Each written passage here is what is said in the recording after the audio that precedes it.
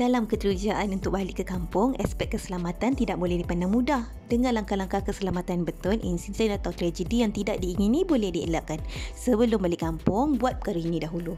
Pertama, tutup suis lampu dan barangan elektrik. Sebelum pulang kampung, pastikan semua suis di setiap sudut rumah anda dimatikan dan ditanggalkan daripada soket.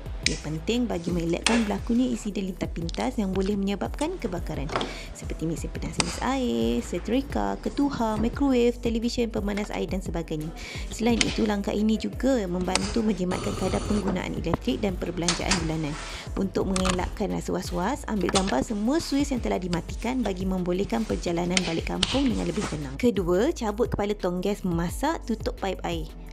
Cabut kepala tong gas masak apabila anda tidak berada di rumah dalam tempoh yang lama. Cara ini dapat mengelakkan risiko kebakaran rumah sekiranya berlaku kebocoran pada hos atau dapur gas semasa ketiadaan anda. Selain itu, pastikan semua paip di rumah anda telah ditutup sebelum anda keluar rumah. Sekiranya rumah anda mempunyai kolah mandi, kosongkan air di dalamnya untuk mengelakkan pembiakan nyamuk Aedes. Ketiga, simpan barangan berharga di tempat selamat.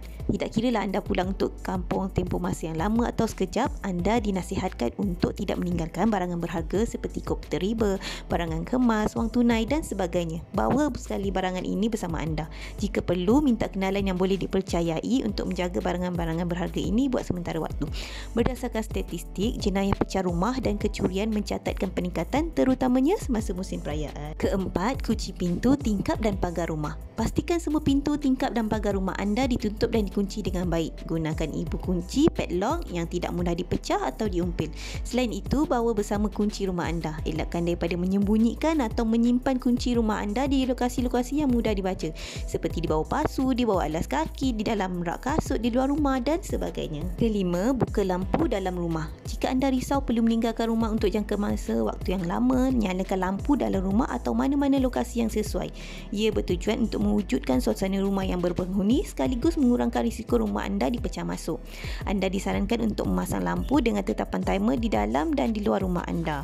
Lampu akan terbuka atau tutup secara automatik mengikut masa yang ditetapkan. Hidupkan lampu sekitar 7 petang setiap hari sepanjang ketiadaan anda.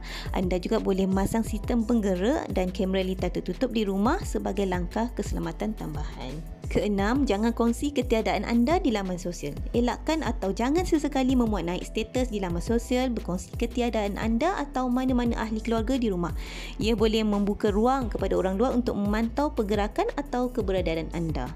Secara asasnya, anda tidak disarankan untuk kongsi perkara-perkara ini di media sosial untuk keselamatan anda.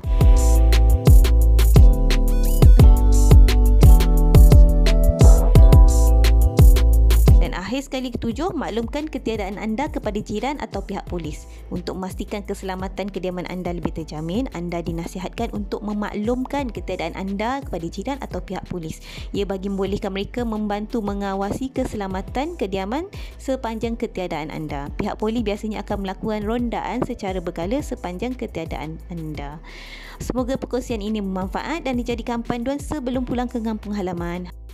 Berhati-hati dan berwaspadalah dalam segala keadaan.